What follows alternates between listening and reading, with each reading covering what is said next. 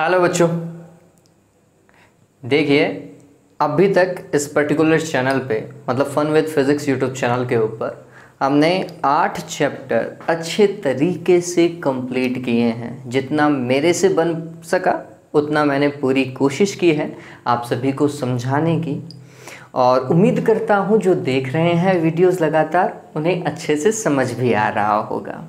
आज अपन नया चैप्टर चालू करने वाले हैं। चैप्टर बहुत ही ज़्यादा इंटरेस्टिंग है बच्चों। आप कह सकते हैं कि इस चैप्टर में बहुत सारे कॉन्सेप्ट आने वाले हैं। हालांकि एक कॉन्सेप्ट है, अगर उस कॉन्सेप्ट को हमने पकड़ लिया तो पूरे चैप्टर में वही कॉन्सेप्ट जो है वो अलग अलग तरीके से अपना रिपीटेशन दिखाएगा। ठीक है, तो बस हमें क्या करना है, छोटी छोटी सी बारीक बारीक सी बातों को पकड़ना है, क्योंकि ये वो पर्टिकुलर चैप्टर है जो कि बच्चों को नीट और आईआईटी में बहुत ज़्यादा हेल्प करने वाला है। देखिए 12th की एग्ज़ाम में तो ये चीज़ें जो मैं पढ़ा रहा हूँ पूरी बुक ही आपके लिए इम्पॉर्टेंट है, लेकिन कुछ एक पर्टिकुलर चैप्टर ऐसे भी होते हैं जो आपका दिमाग घुमा देते हैं, है ना। ऐसा मतलब आपको लगता है कि हाँ यार ये सवाल तो मैं सॉल्व करके रहूँगा, इंटरेस्टिंग सवाल है। ये चैप्टर वैसा ही है। इसमें जब आप न्यूमेरिकल करने की कोशिश करेंगे, बुक के न्यूमेरिकल तो खैर इतने वो नहीं है, लेकिन जब आप इसके अलग अलग पैटर्न के न्यूमेरिकल करने की कोशिश करेंगे ना, आपको ये चैप्टर बहुत अच्छा लगेगा। आपको लगेगा अरे एक सवाल कर लिया, दूसरा और करता हूँ, दूसरा कर लिया, तीसरा और करने की कोशिश करता हूँ, ऐसा लगेगा आपको। ये चैप्टर वाकई में बहुत अच्छा है। चलिए तो चैप्टर का नाम बता देता हूँ, विद्युत चुंबकीय प्रेरण। 90 नंबर का चैप्टर हम कह सकते हैं इसको। चैप्टर है विद्युत चुंबकीय प्रेरण। इंग्लिश में अगर हम इसे कहें तो ये है इलेक्ट्रोमैग्नेटिक इंडक्शन। देखिए ये क्या चीज़ है, कहाँ से लोगों को दिमाग में आए कि ऐसा कुछ हमें करना चाहिए, विद्युत चुंबकीय प्रेरण जैसी कोई चीज़ होती है, कैसे पता चला। तो देखिए हमने 7वां चैप्टर पढ़ा है बच्चों। 7वां चैप्टर क्या था बच्चों? विद्युत धारा का चुंबकीय प्रभाव। ये चैप्टर पढ़ा है ना, magnetic effect of electric current. ये हमने अच्छे से पढ़ा है। उसमें क्या था बच्चों? उसमें हम पढ़ रहे थे कि कोई तार है और उस तार में क्या जा रही है, धारा जा रही है। तो इस धारा के कारण इस चालक तार के चारों तरफ क्या उत्पन्न हो जाता है? आंसर है चुंबकीय क्षेत्र उत्पन्न हो जाता है। अगर मैं बोलूं कि इस तरफ चुंबकीय क्षेत्र कैसा होगा, तो हमने बोला कि अंगूठे की दिशा धारा की दिशा में लगाओ तो घूमती हुई अंगुलियां चुंबकीय क्षेत्र को, तो ये जो घूमती हुई अंगुलियां हैं इस तरफ अंदर की ओर गई, अंदर की ओर गई तो चुंबकीय क्षेत्र तल के लंबवत अंदर की ओर। फिर ये घूमती हुई अंगुलियां ऐसे बाहर आई, इस तरफ देखते तो चुंबकीय क्षेत्र तल के लंबवत बाहर की ओर। पता चल रहा है क्या? तो हमने बोला कि इस धारा के कारण क्या उत्पन्न हो रहा है? चुंबकीय क्षेत्र उत्पन्न हो रहा है। यही क्या है? विद्युत धारा का चुंबकीय प्रभाव है। बात समझ में आई? ये तो हमें पता है। ठीक, तो हमें सीधा सीधा सा पता चला विद्युत धारा के कारण चुंबकीय क्षेत्र उत्पन्न होता है। ठीक है, बात समझ में? ठीक, अब यहां पर लोग जो है बच्चों, देखिए चीज कैसे इंड्यूस होती है, कैसे डिस्कवर होती है, उसका ये है अगर इसने ऐसे किया है तो क्या इसका उल्टा पॉसिबल है? इसने इस तरीके से सवाल किया, क्या मैं इस तरीके से सवाल करूंगा तो ये पूरा हो जाएगा? ये ऐसे डिस्कवर होती है। तो एक ने बोला, एक ने कौन? ऑरस्टेट ने। ऑरस्टेट ने सबसे पहले बताया था। तो ऑरस्टेट ने बोला कि विद्युत धारा के कारण चुंबकीय क्षेत्र उत्पन्न होता है भाई। फिर ऑरस्टेट के पीछे बायो सावर्ट लग गया, एम्पियर लग गया, इन सभी ने इस क्षेत्र में क्या करना चालू किया? काम करना चालू किया, और उन्होंने सिद्ध किया कि हाँ ऐसा ही हो रहा है। ठीक है, अब कुछ वैज्ञानिक जैसे फैराडे, हेनरी, ये ऐसे वैज्ञानिक थे, ये बोल रहे थे कि अगर धारा के कारण चुंबकीय क्षेत्र उत्पन्न हो रहा है तो क्या चुंबकीय क्षेत्र के कारण धारा या फिर विद्युत वाहक बल उत्पन्न हो सकता है या नहीं हो सकता। उन्होंने दिमाग में ये ठनका कि इसके कारण अगर ये है तो इसके कारण ये भी तो होना चाहिए था। ये सम्मितता के सिद्धांत के ऊपर काम करना चाहिए। सम्मितता मतलब हमारी जो प्रकृति है बच्चों, हमारा जो नेचर है ना बच्चों, वो वाइस वर्सा के ऊपर काम करता है। वाइस वर्सा का मतलब अगर ऐसा चलेंगे तो इसका उल्टा भी पॉसिबल होना चाहिए। ठीक है, वाइस वर्सा, क्रिया के प्रति प्रतिक्रिया भी आप एक तरीके से कह सकते हैं कि एक चीज ऐसे हो रही है तो वो उसको उल्टा करो तो वापस से आप पहले पॉइंट पे पहुंचने चाहिए। ठीक है, ये है वाइस वर्सा। ठीक, सम्मितता। ठीक, चलिए, तो सममितता का सिद्धांत उन्होंने लगाया। हेनरी और फैराडे ने सोचा कि अगर इसके कारण चुंबकीय क्षेत्र उत्पन्न हो रहा है तो चुंबकीय क्षेत्र के कारण शायद धारा उत्पन्न हो सकती है। बस हमें सोचना पड़ेगा, हमें बहुत सारे प्रयोग करने पड़ेंगे।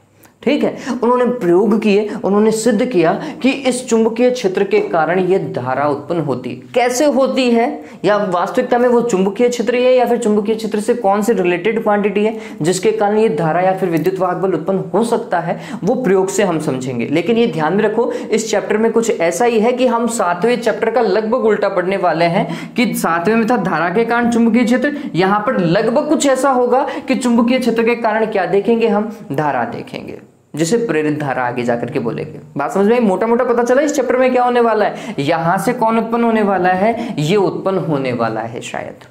ठीक है, चलिए अब इस चैप्टर का सबसे पहला पॉइंट जो है, जो हम आज डिस्कस करेंगे, अच्छे तरीके से डिस्कस करेंगे, वो है चुंबकीय फ्लक्स। क्या है बच्चों, चुंबकीय फ्लक्स। सबसे पहला पॉइंट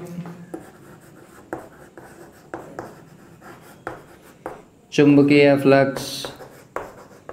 तो आप बोलोगे कि सर दूसरा चैप्टर था और उस दूसरे चैप्टर के अंदर आपने हमें या फिर आपने किसी भी YouTube चैनल से पढ़ा होगा कि सर कहीं ना कहीं ये विद्युत फ्लक्स के जैसा है क्या,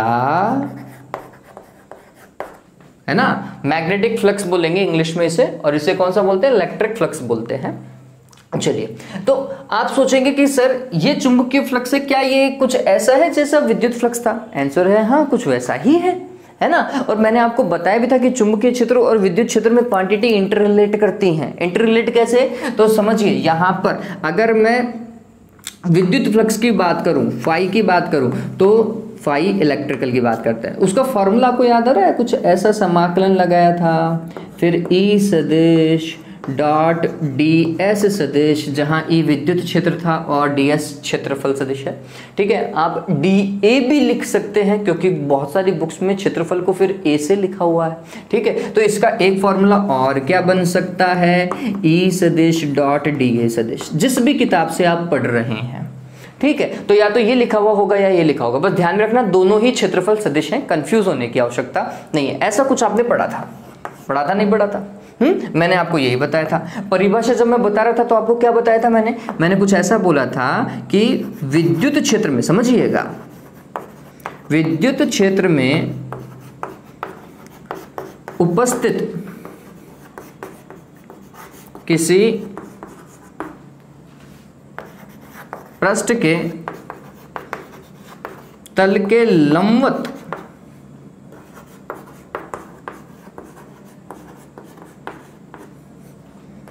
गुजरने वाली क्या विद्युत बल रेखाओं की संख्या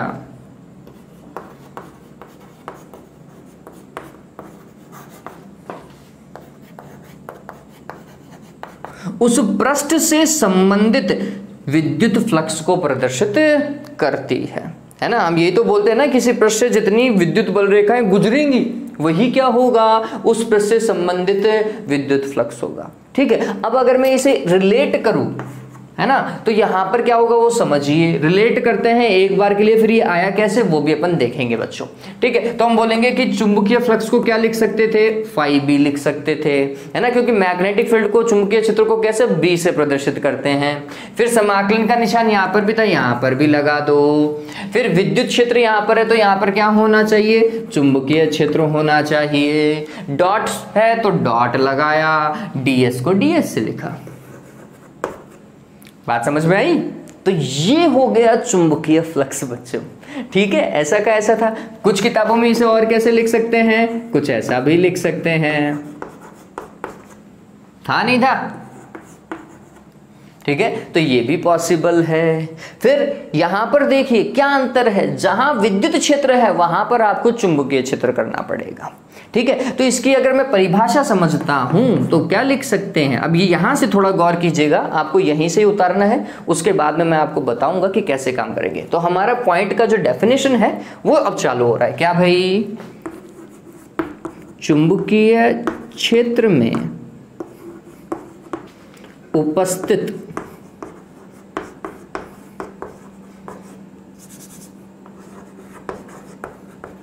किसी पृष्ठ के लंबवत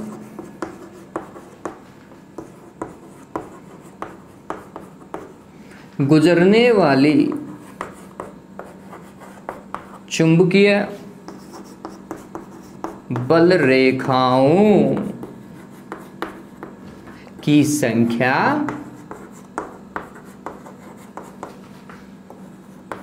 उस पृष्ठ से संबंधित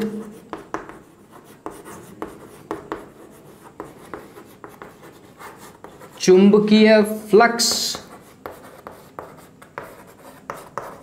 को क्या करती हैं बच्चों? प्रदर्शित करती हैं या फिर परिभाषित करती हैं। ये हमारी क्या हो गई? परिभाषा हुई किसकी? चुंबकीय फ्लक्स की, मैग्नेटिक फ्लक्स की। देखिए अब इसको हम थोड़ा सा आगे इलैबोरेट करता है। हमें क्या बोल रहा है वो कि किसी पृष्ठ से जितनी बल रेखाएं गुजरेंगी, चुंबकीय बल रेखाएं गुजरेंगी, वो किसको बताएंगी? उस पृष्ठ से संबंधित चुंबकीय फ्लक्स को बताएंगी। और वो बल रेखाएं कैसी होनी चाहिए? तो हम बोलते हैं पृष्ठ के तल के लंबवत होनी चाहिए। चलिए तो पहले तो अपन ऐसा समझे कि ये शायद कोई चुंबकीय क्षेत्र है, ऐसा समरूप चुंबकीय क्षेत्र बना रहा हूं, ठीक है।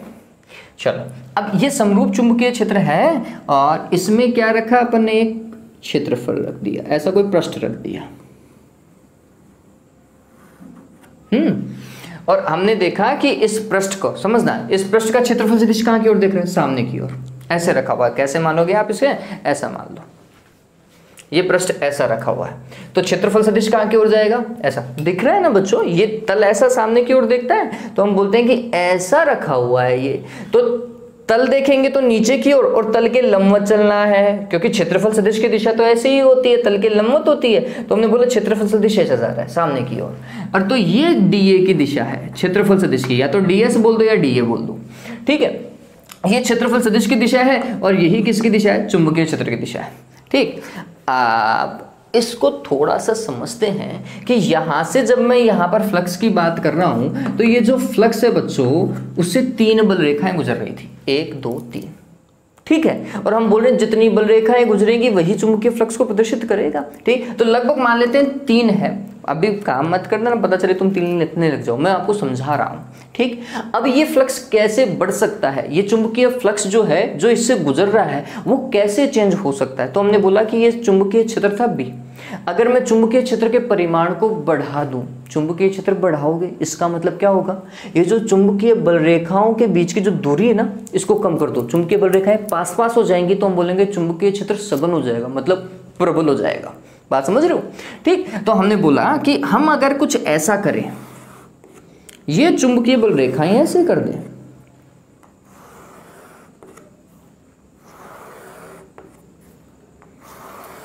समरूप चुंबकीय क्षेत्र ही ले रहा हूं, लेकिन अब हम बोल रहे हैं कि चुंबकीय क्षेत्र को हम बढ़ा रहे हैं। चुंबकीय क्षेत्र को बढ़ाना मतलब इसके परिमाण को बढ़ा रहे हैं, ऐसा, ठीक। और अब इसमें ये का यही इतने ही क्षेत्रफल का क्या रख दिया? वो पृष्ठ रख दिया जैसे चुंबकीय बल रेखाएं गुजर रही थी, ठीक है, वैसा का वैसा रख दिया।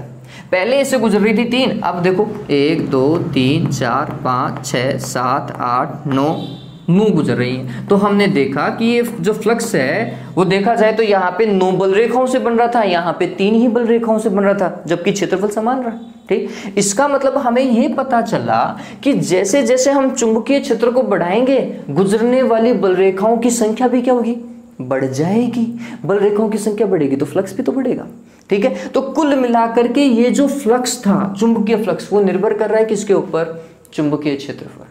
चुंबकीय क्षेत्र को बढ़ाओ, फ्लक्स भी बढ़ेगा, चुंबकीय क्षेत्र को घटाओ, फ्लक्स भी घटेगा, ठीक। तो हमें एक पहला लॉजिक मिला, क्या लॉजिक मिला?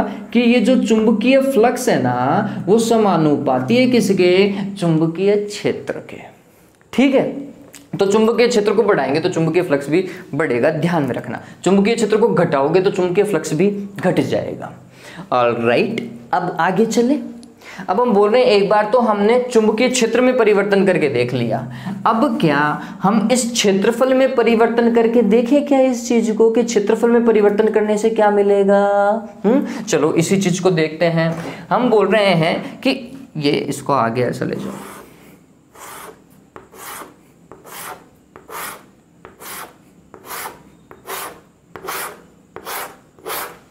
ठीक। चलो क्षेत्रफल को बढ़ाते हैं या घटाते हैं। हमने बोला कि फोर्स लगाया, ऐसा कम किया, ठीक है ना, बाहर से फोर्स लगाया और इस क्षेत्रफल को प्रारंभ की तुलना में हमने क्या कर दिया, कम कर दिया, ठीक है। कम किया तो क्या हुआ, तो हमने देखा 1 2 3 4 5 बल रेखाएं इससे गुजरी, ठीक है, क्योंकि क्षेत्रफल को कम किया तो गुजरने वाली बल रेखाओं की संख्या कम हो गई। अगर मैं यही क्षेत्रफल ज्यादा करता, बढ़ा देते हम, आप देखोगे सारी बल रेखाएं इससे गुजर रही हैं, तो इस वाले से कितना होगा 1 2 3 4 5 6 7 8 9 10 11, इस वाले से कितना संबंधित हुआ, तुमने बोला 11 बल रेखाएं संबंधित हुई तो उससे फ्लक्स बनेगा, ठीक। तो किसका चुंबकीय फ्लक्स ज्यादा हुआ, आंसर है जिसका क्षेत्रफल ज्यादा था उसका चुंबकीय फ्लक्स ज्यादा होगा, जिसका क्षेत्रफल कम है उसका चुंबकीय फ्लक्स भी कम होगा। बात समझ में आई है। तो इसका मतलब ये है कि क्षेत्रफल को बढ़ाने पर चुंबकीय फ्लक्स बढ़ता है क्योंकि बल रेखाओं की संख्या बढ़ी। इस क्षेत्रफल को घटाने पर चुंबकीय क्षेत्र बल रेखाओं की संख्या कम हुई, ठीक है, बल रेखाओं की संख्या कम हुई तो फ्लक्स भी कम हुआ, ठीक। तो ये जो फ्लक्स है दूसरा कॉन्सेप्ट वो संबंधित है किससे, क्षेत्रफल से। क्षेत्रफल बढ़ाने पर चुंबकीय फ्लक्स बढ़ता है, क्षेत्रफल घटाने पर चुंबकीय फ्लक्स घटता है। बात समझ में आ गई क्या। चलो क्या ये दो ही ऐसी क्वांटिटी हैं जिनसे ये संबंधित है, आंसर है नहीं, अभी एक क्वांटिटी और छोड़ रहे हो आप। कौन सी भाई, देखिए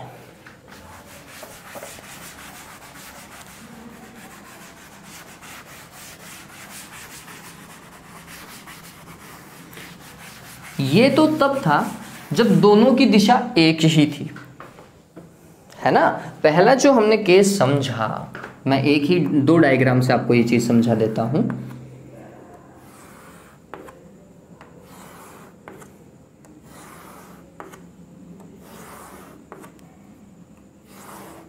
पहले डायग्राम में हमने क्या किया था, कुछ ऐसा किया था, जिसके अंदर क्षेत्रफल सदिश dA या फिर ds की दिशा और चुंबकीय क्षेत्र की दिशा दोनों ही समान थी। पहला केस तो ऐसा था, ठीक। अब अगर मैं दूसरे की बात करूं कि चुंबकीय क्षेत्र तो अभी भी शायद उसी दिशा में देख रहा है, अभी भी ये उसी दिशा में क्या कर रहा है, देख रहा है। रुके, हाँ भाई बच्चों, वो दूध वाला आ गया तो दूध लेने चले गए थे, तो चलो कंटिन्यू करते हैं भाई। देखो बच्चों, तो हम बोल रहे हैं कि चुंबकीय क्षेत्र तो शायद अभी भी इसी दिशा में है, लेकिन कोई जरूरी थोड़ी है कि ये जो सतह है, जो पृष्ठ है, वो हमेशा ही उसी की दिशा में हो। ऐसा भी तो संभव था कि इस पृष्ठ को ऐसा रख दिया जाए, यू। इस केस में क्या करेंगे भाई, इस केस में क्या होगा, ये इस केस में कुछ ऐसा होगा कि हमें ये देखना है कि क्षेत्रफल सदिश कहाँ की ओर जा रहा है। तो आंसर है क्षेत्रफल सदिश।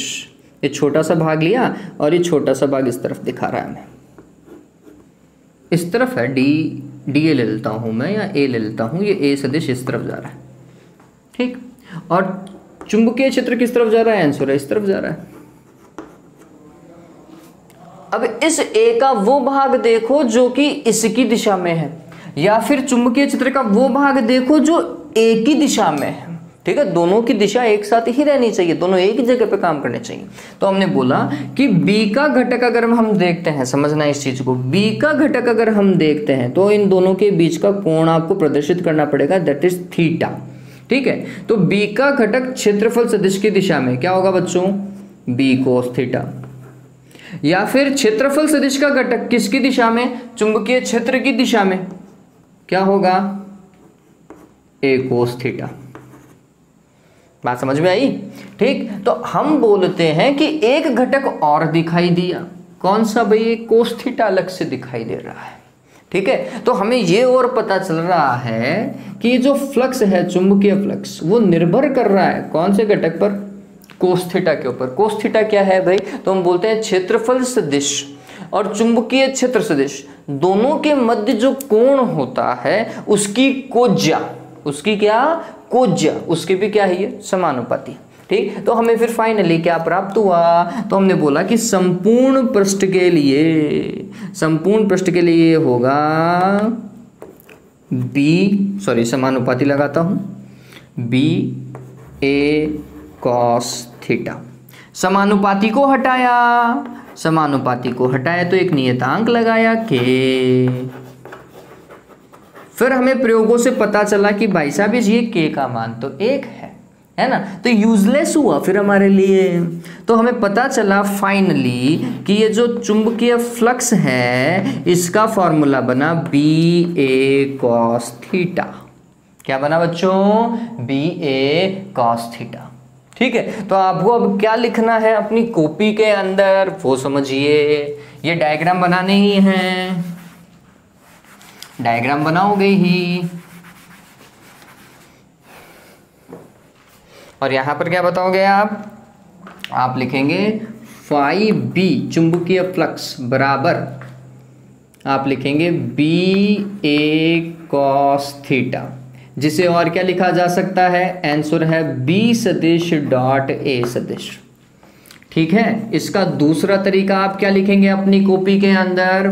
जस्ट नीचे लिख दीजिएगा फाई बी बराबर, इसे और ऐसे भी लिख सकते हैं बी सदिश डॉट डी ए सदिश। समाकलन कर दो ना तो भी आपको पूरा फ्लक्स मिल जाएगा।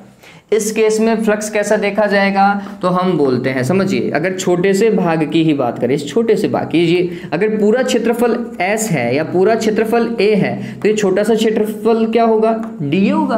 तो आप देखेंगे कि DA की दिशा और चुंबकीय क्षेत्र की दिशा, दोनों की दिशा क्या है? समान है। अगर समान है तो फिर थीटा का मान कितना लिखोगे?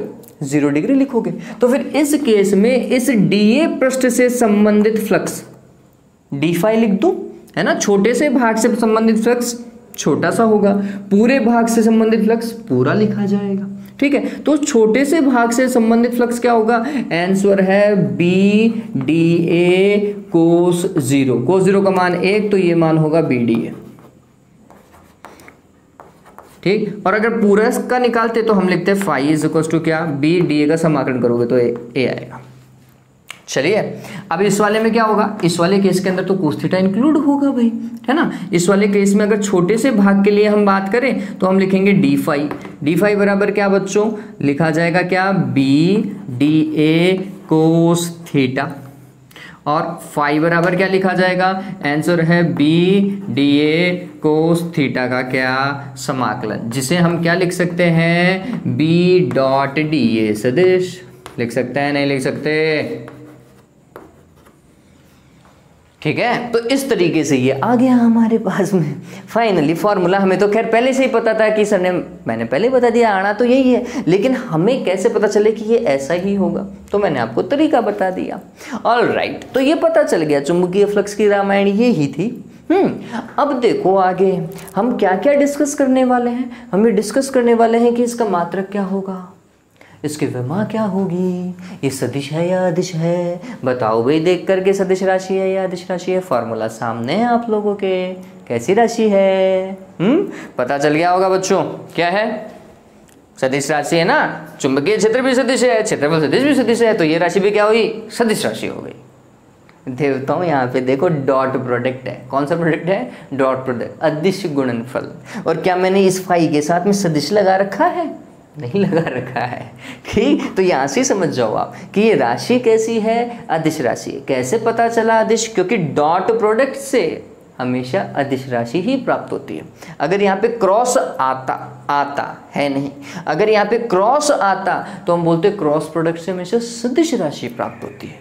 ठीक है, तो ये समझ में आ गया क्या? उतार लीजिएगा अच्छे तरीके से।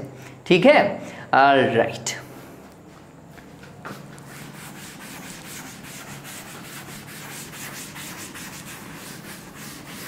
हाँ, एक और बात बतानी है आपको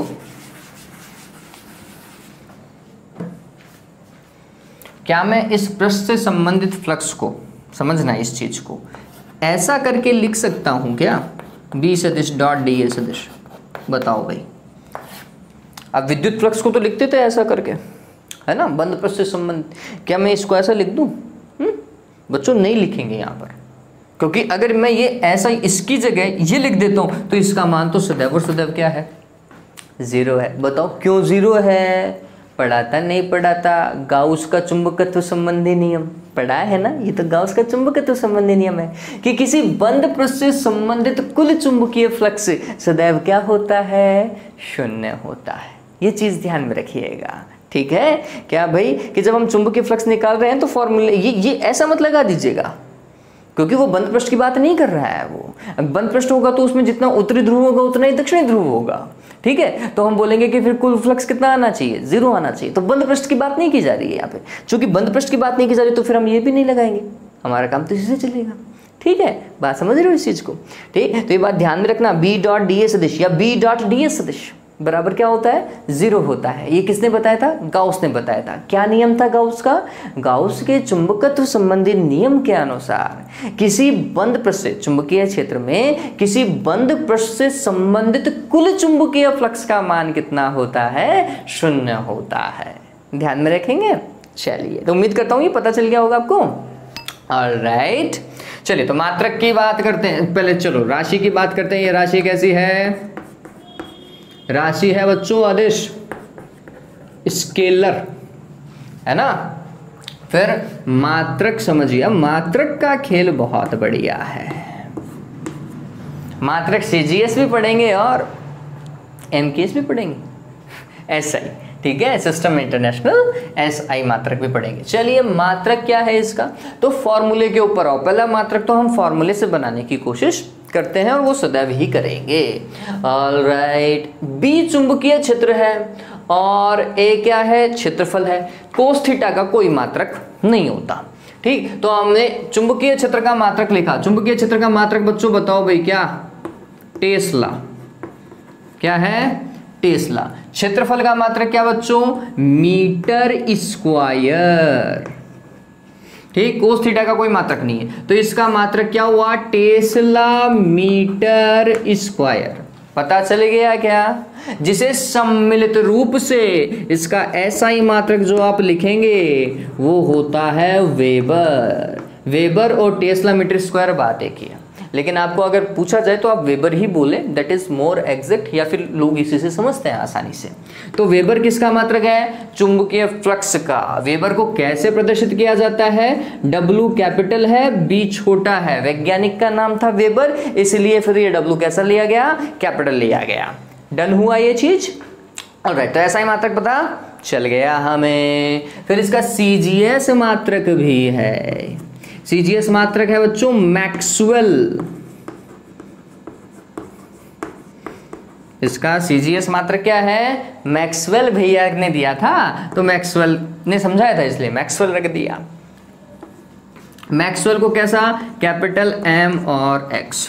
सीजीएस मात्रक और एसआई मात्रक में कुछ ना कुछ संबंध होता है, तो हमने बोला चुंबकीय फ्लक्स के सीजीएस एवं एसआई मात्रक में संबंध। क्या संबंध है? ध्यान में रखोगे, 1 वेबर बराबर 10 की घात 8 मैक्सवेल। दिमाग में रख लेना भी देवताओं। डन। ऑलराइट, चलिए मात्रक हो चुका, विमा की बात। विमा देखो, तो विमा निकालने के लिए फॉर्मूला बहुत ज़्यादा इंपॉर्टेंट है। ये मैं हटा देता हूं, अब तो समझ में आ गया होगा।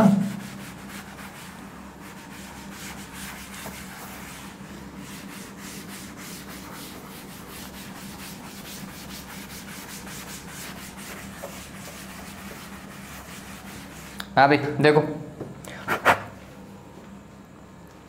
फॉर्मूला बी ए कॉस थीटा। बी चुंबकीय क्षेत्र की विमा पता होनी चाहिए। जिन बच्चों को पता है उससे बेहतर कछु ना। ठीक है, उससे बेहतर कुछ नहीं हो सकता। ऑलराइट, लेकिन जिन्हें नहीं पता है, जो मेरी तरीके से हैं, है ना, जो सोचते हैं कि पता नहीं लेकिन निकाल तो लेंगे, फॉर्मूले इतने याद है हमें, तो हमने बोला कि F बराबर कभी पढ़ा था Q V V sine theta, पढ़ा था नहीं पढ़ा था। चलिए, फिर साइन थीटा का कोई विमान नहीं होता, तो अगर मैं इस फॉर्मूले से इसको एक बार के लिए हटा दूं तो भी कोई दिक्कत नहीं है। तो b बराबर क्या हो गया, f divided by Q V, या फिर f divided by Q V sine theta. ठीक है बात। चलिए, बल की विमा लिखी हमने, बल की विमा कितनी, m1 l1 t-2। आवेश की विमा सभी को पता होती है, a1 t1। फिर वेग की विमा कितनी भाई, L1 t-1। अरे इतना तो ध्यान में रखोगे, 11वीं थोड़ी बहुत तो याद रख लो। चलो, साइन थीटा की कोई विमा होती नहीं है। ऑलराइट, ये रामायण तो यहाँ पे खत्म हो गई। L1 से L1 जाता रहा भैया, कुछ दिख रहा है, कुछ ऐसा हुआ, ये m1, ये t-2 और ये a-1। बात समझ में आ गई क्या, यही हुआ। चलिए, चुंबकीय क्षेत्र की विमा चुंबकीय क्षेत्र की जगह रखेंगे। तो चलिए अब मैं विमा बनाने की कोशिश करता हूँ। तो चुंबकीय क्षेत्र की विमा जो हमने निकाली वो कुछ ऐसी थी बच्चों, m1 t-2 a-1। ये किसकी विमा, चुंबकीय क्षेत्र की विमा। फिर क्षेत्रफल की विमा क्या होती है बच्चों, मीटर स्क्वायर है ना, तो L2 लिखेंगे। फिर कोस थीटा की कोई विमा नहीं होती, संख्यात्मक मान है। तो फाइनली जो विमा मिली m1 L2 t-2 a-1, ये किसकी विमा है, चुंबकीय फ्लक्स की विमा है क्या। चलिए, इस विमा को एक बार के लिए बहुत तरीके से गौर करके देखो, जितना सोच सकते हो उतना तरीके से गौर करें।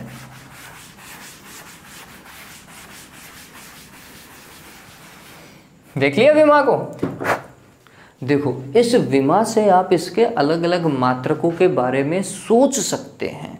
ये चीज़ मैं इसलिए बता रहा हूँ क्योंकि लास्ट अगर आपने चैप्टर पढ़ा है तो उस चैप्टर के अंदर एक ऑब्जेक्टिव सवाल था जिसमें एक मात्रक दिया हुआ है और उसका अलग से दूसरा मात्रक संभावित चीज़ जो है वो पूछ ली थी कि ये किसके लगभग बराबर है या ये सूत्र किस मात्रक को प्रदर्शित करता है, ऐसा एक हमने पढ़ा था। ठीक है, तो अब विमा जो है ना उस क्राइटेरिया में सबसे बेस्ट चीज़ है बच्चों, इस विमा से ही आपको पता चल जाएगा कि और कौन से मात्रक बन सकते हैं। कैसे पता चला, तो मैंने इसे थोड़ा सा गौर करके देखा, मेरे को ये चीज़ बहुत अच्छी लगी। एक तो ये भाग है इसका और एक ये भाग है। चलो, जिनके मात्रक विमा बहुत बढ़िया है वो बहुत अच्छे से समझेंगे। देखिए m1 L2 t-2, देवताओं ये चीज़ आपने पढ़ रखी है क्या भाई, कार्य की विमा भी यही थी, ऊर्जा की विमा भी यही थी। अरे थी नहीं थी हैं, बल गुणा विस्थापन कार्य होता था नहीं होता था, बल की विमा m1 L2 t-1 sorry m1 L1 t-2 और उसको गुणा करेंगे किससे, विस्थापन से, है ना। अरे कार्य बराबर क्या f dx करते हैं नहीं करते, बल की विमा क्या लिखते हैं m1 L1 t-2, विस्थापन की विमा L1, तो कुल मिलाकर क्या मिला m1 L2 t-2। अरे मिला नहीं मिला, कार्य की विमा आई, इसका मतलब ये कार्य है यही ऊर्जा है, ऊर्जा की भी यही आती है, तो इसका फिर मात्रक क्या लिखते थे, आपको याद होगा कभी जूल लिखा था, तो इस विमा से मेरे को कौन सा मात्रक मिला, जूल मिला। ठीक है, या फिर इसी जूल को मैं क्या लिख सकता हूं, तो हमने बोला न्यूटन इंटू मीटर लिख सकता हूं, नहीं लिख सकता हूं, लिख सकता हूं ना। ठीक, न्यूटन इसका और मीटर इसका। ठीक, तो या तो जूल लिख दूं या फिर न्यूटन इंटू मीटर लिख दूं, बात समझ में आ रही है। ठीक, तो इस चीज को समझो, इससे आप इसके अलग अलग मात्रक मतलब चुंबकीय फ्लक्स के अलग अलग मात्रक आप देख सकते हैं। कैसे पता चला वो देखो, तो हमने बोला कि ये वाली चीज जो है भैया, ये वाली चीज प्रदर्शित कर रही है जूल को, तो इसकी जगह अगर मात्रक देखो तो मैं जूल लिखूं, और ये एम्पियर वाला है तो ये नीचे जूल प्रति एम्पियर हो गया क्या, बात समझ में आई क्या। इसका एक और मात्रक हो गया, मतलब वेबर की जगह अगर कहीं लिखा हुआ जूल प्रति एम्पीयर किस भौतिक राशि का मात्रक है, समझ जाओ भाई वो किसकी बात कर रहा है, सॉरी चुंबकीय फ्लक्स की बात कर रहा है। अपन फ्लक्स के बारे में डिस्कस कर रहे हैं, ठीक है, चुंबकीय फ्लक्स के बारे में डिस्कस कर रहे हैं। तो फिर जूल प्रति एम्पियर किसका है? चुंबकीय फ्लक्स का है। चलिए फिर इसे और कैसे समझें? तो हमने बोला एम्पियर आई बराबर क्यू अपॉन टी होता है। चलो जूल कार्य हुआ, एम्पियर की जगह मैंने लिखा Q अपॉन टी, तो W अपॉन क्यू दिख रहा है क्या? और ये T ऊपर चला गया, W upon Q into T. ये देखो W अपॉन क्यू क्या हुआ भाई? वोल्ट। विभवांतर का मात्रक तो यही था ना, सॉरी फॉर्मूला यही था W बटा क्यू। अरे यही था, ठीक। या फिर जूल प्रति कूलाम, अरे था नहीं था? तो जूल प्रति कूलाम किसकी जगह? वोल्ट लिख सकता हूं क्या मैं इसकी जगह? गुणा सेकंड। वोल्ट इंटू सेकंड भी किसका मात्रक है देखा जाए तो? आंसर है चुंबकीय फ्लक्स का मात्रक है। समझ में आ रहा है? ये ध्यान में रखो, इस तरीके से आप एलिब्रेट कर सकते हैं। मैं बोलता हूं विमाओं को तोड़ना सीखो। विमाओं को अगर तोड़ दोगे तो आप इसके अलग अलग मात्रक निकालना भी सीख जाओगे, ठीक। तो हमने यहाँ पे इस विमा को कैसे तोड़ा? तो हमने बोला कि ये कार्य की या ऊर्जा की विमा मानी, और ऊर्जा का मात्रक होता है जूल। फिर ये धारा की विमा थी जो कि नीचे की ओर आनी चाहिए, तो हमने बोला जूल में किसका भाग लगाया? एम्पियर का, तो इसका एक मात्रक मिला जूल पर एम्पियर। फिर हमने वापस से तोड़ा किसको? एम्पियर को। एम्पियर कैसे लिखते थे? तो एम्पियर आता है विद्युत धारा के लिए, Q अपॉन टी लिखा, ठीक है। या फिर इसी एम्पियर की जगह हम क्या लिख सकते थे? कूलाम पर सेकंड लिख सकते थे। तो हमने क्या किया? ये जूल तो ऐसा ही का ऐसा लिखा, और जूल के नीचे कूलाम प्रति सेकंड लगाया। सेकंड कहाँ चला गया? ऊपर चला गया। जूल प्रति कूलाम क्या होता है? आंसर होता है वोल्ट होता है, इंटू सेकंड। तो वोल्ट इंटू सेकंड भी इसका मात्रक बन गया। इसी तरीके से आप और भी चीजें देख सकते हैं। आप इसे फिर न्यूटन इंटू मीटर से करने की कोशिश करें, आपको और कुछ मिल जाएगा, ठीक। तो आप अगर विमा को तोड़ेंगे ना, तो आपको ऐसे अलग अलग तरीके के मात्रक और मिल जाएंगे। चलिए, तो ये समझ में आया। इंपॉर्टेंट पार्ट तो अपने पास में क्या था बच्चों? राशि अदिश है, मात्रक टेस्ला इंटू मीटर स्क्वायर है या फिर वेबर है। सीजीएस मात्रक आप मैक्सवेल समझेंगे, 1 वेबर बराबर 10⁸ मैक्सवेल होता है। और वो चीजें जनरल नॉलेज पर्पज से, विमा तो आपको निकालनी है, ये वाली चीज जनरल नॉलेज पर्पज से, मतलब हमें पता होना चाहिए कि ऐसा भी संभव है। ऑलराइट, अब देखो इसके ऊपर सवाल कर लेते हैं।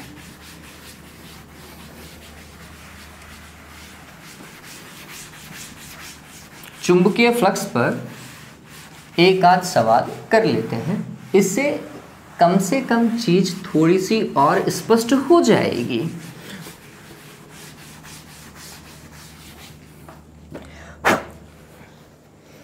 हाँ भाई,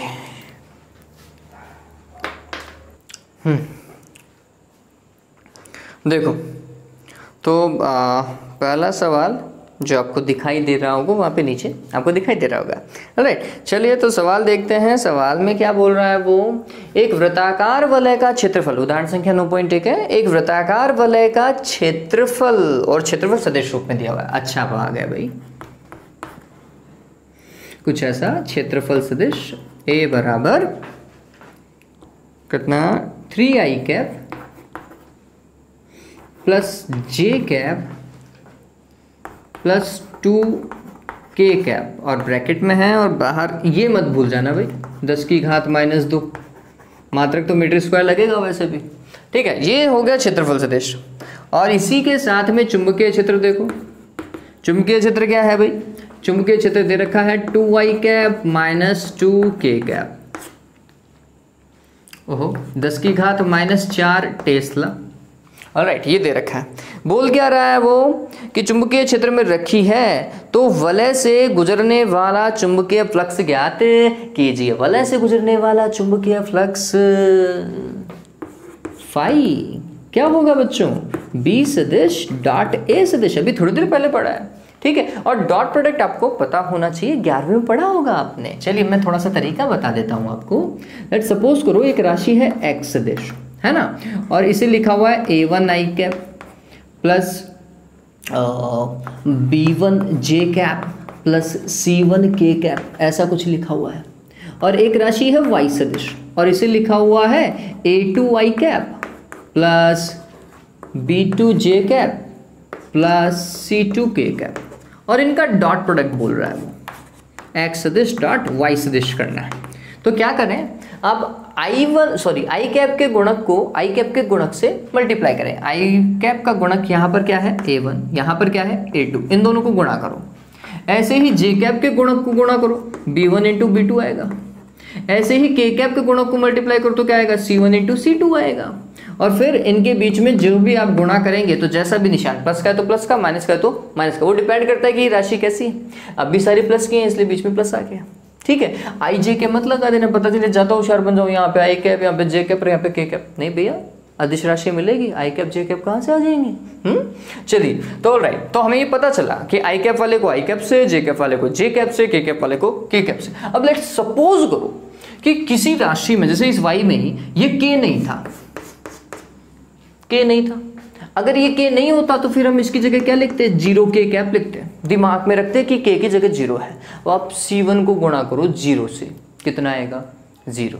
तो ये वाला भाग जीरो। क्या लिखने की जरूरत है, लिखने की जरूरत ही नहीं है। तो अगर कोई एक भाग गायब है तो उस वाले भाग को छोड़ दो, उसकी जगह जीरो लिख दो, अदरवाइज छोड़ दो, कोई फर्क थोड़ी पड़ेगा। ये ध्यान में रखना। देखिए, काम करने की कोशिश करते हैं। तो हमारा फॉर्मेट हमारे पास में तैयार है। बी का मान कितना भाई, 2i cap minus 2k cap. मैं सदिश राशि को पहले लिख लेता हूँ। इनको और इनको तो गुणा करना ही है। 10 की घात माइनस 4 को 10 की घात माइनस 2 से गुणा करेंगे, 10 की घात माइनस 6 आएगा। फिर डॉट, देखिए 3i cap plus j cap plus 2k cap, और देवताओं इनको गुणा करो। अभी थोड़ी देर पहले बताया था मैंने, 10 की घात माइनस 6, ये तो लगाना है। ठीक है, इसको और इसको गुणा करने पर ये आ गया, मैंने डायरेक्ट लिखा है वो। चलिए, आई कैप वाले को आई कैप से, इसका मतलब 2 को किससे गुणा करेंगे, 3 से। फिर जे, यहाँ पे तो जे है ही नहीं और यहाँ पे जे है, तो ये तो जीरो होगा, सीधी सी बात है। तो ये जीरो, पता चलिए यहाँ पे जे था ही नहीं। के कैप वाले को के कैप से, के कैप वाला भाई माइनस का 2 है, 2 मत पढ़ना है इसको, क्या है माइनस का 2। तो माइनस के 2 को किससे गुणा करेंगे, 2 से गुणा करेंगे। ठीक, और जो माइनस का उसके ब्रैकेट लगा दो और बीच में यहाँ पे प्लस का निशान। ठीक है, ऑलराइट, 6 हो गया क्या, माइनस का 4 हो गया, कितना आएगा 2। बताओ भाई मात्रक, चुंबकीय फ्लक्स का मात्रक क्या, वेबर। क्या भाई, वेबर। ठीक है, या टेस्ला मीटर स्क्वायर, जो भी आपको अच्छा लगे। ऑलराइट, तो ये समझ में आ गया होगा। अब जो बच्चे वीडियो देख रहे हैं बच्चों, क्या करना है आपको एक बार बताओ, विद्युत फ्लक्स का मात्रक निकाल करके बताओगे आप। किसका मात्रक निकाल करके बताओगे आप, विद्युत फ्लक्स का मात्रक निकाल करके बताएं कि विद्युत फ्लक्स का मात्रक आपको याद है या नहीं है। कम से कम वो चीज पता होनी चाहिए। ऑलराइट, चलिए, और क्या करना है इसी के साथ में, चैनल को सब्सक्राइब करना है अगर अभी तक नहीं किया है तो। वीडियोस को लाइक तो करो बच्चों। क्या आप भी ऐसे वीडियो देख लेते हो, डाउनलोड कर लो, ठीक है डाउनलोड करो, लेकिन वीडियो को लाइक तो करो। ऑलराइट, चलिए देखते हैं आगे। दूसरा सवाल, ये भी एक अच्छा सवाल है और आज मैं सोच रहा हूँ कि यहीं तक पढ़ें अपन।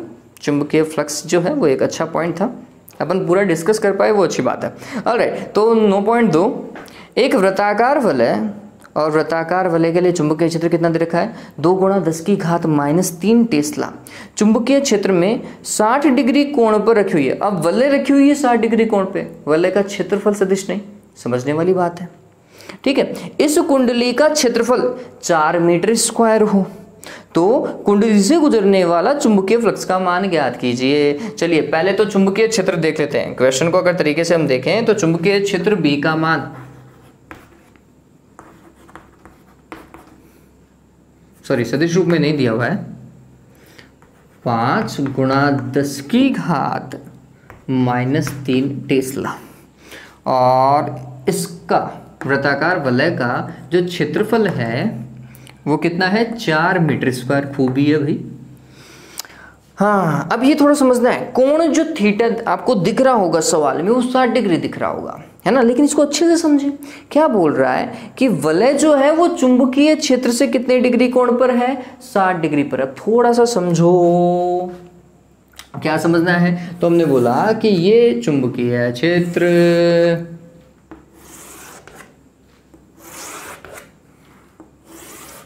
ठीक, और इसमें क्या रख दी गई है, वलय रख दी गई है।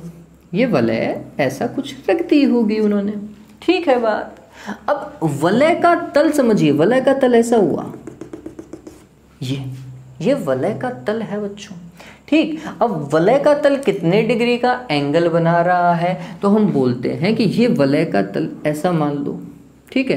तो ये वाला एंगल कितना डिग्री है, 60 डिग्री है, ठीक है। ऐसे रख सकता था वो, या फिर इसी वलय को वो कैसे रख सकता था, ऐसा भी रख सकता था। तो फिर आप तल कैसे देखते हैं, ऐसा, ये यूं, ठीक है। अपन को 0 से लेकर 90 डिग्री के बीच में देखना है, 120 मत बना देना, ठीक। तो हमने देखा कि ये तल जो है ये यहाँ पर ये 60 डिग्री का कोण बना रहा है, ठीक है। कैसे भी रख सकते हो आप, ठीक। कोई भी एक एग्जांपल समझो। फिर अगर ये तल 60 डिग्री का है तो क्षेत्रफल सदिश तो तल के क्या होता है, लंबवत होता है क्या, ऐसा, ठीक है। क्षेत्रफल सदिश ये जो आप बनाओगे ये क्षेत्रफल सदिश है, ये जो आप ऐसा बनाओगे ना, ये यहाँ पर ये क्षेत्रफल सदिश है, जो तल के हमेशा क्या होता है, लंबवत। मतलब तल और क्षेत्रफल सदिश के बीच में 90 डिग्री का कोण होता है, ठीक। अगर ये पूरा 90 है तो फिर आप देखोगे कि ये वाला जो कोण है ये कितनी डिग्री का हुआ, 30 डिग्री का। आप देखोगे कि ये वाला जो कोण है ना, ये कितने डिग्री का हुआ, 30 डिग्री का हुआ, ठीक।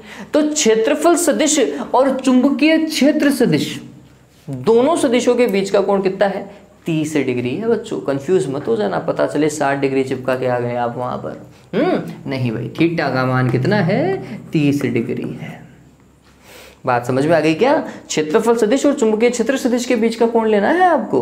ऑलराइट, तो काम करना चालू करते हैं।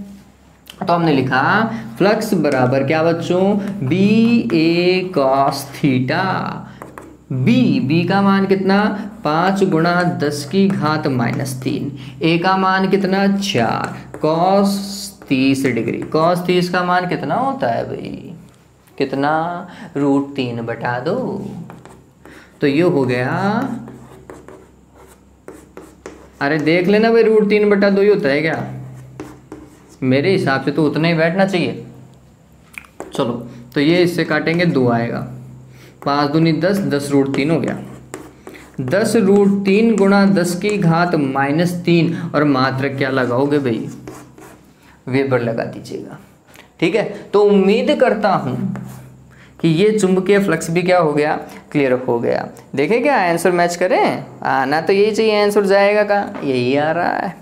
ऑलराइट, अगला है विद्युत चुंबकीय प्रेरण, जो कि चैप्टर भी है, लेकिन इसे नेक्स्ट वीडियो के अंदर हम डिस्कस करेंगे और अच्छे तरीके से डिस्कस करेंगे। तो अपना दिमाग जो है, जब वीडियो देख रहे हो तो पूरा का पूरा यहीं लगाना। पता चले चुन्नू मुन्नू कोई खेल रहा है, कोई खाना खा रहा है, उस तरफ दिमाग लगा लिया ना, तो चुंबकीय प्रेरण का प्रेरण उड़ जाएगा, ठीक है। चुंबकीय क्षेत्र तो वैसे ही नहीं समझ में आया था। ऑलराइट, चलिए, तो क्या करना है बच्चों, अच्छे से वीडियो को देखो, तसल्ली से देखो, दिमाग से वहीं रखो, है ना, दिमाग को इधर उधर मत घुमाना, आपको पूरा अच्छे से समझ में आएगा ये चैप्टर। चलिए, आज के लिए इतना ही है बच्चों। Have a good day, take care.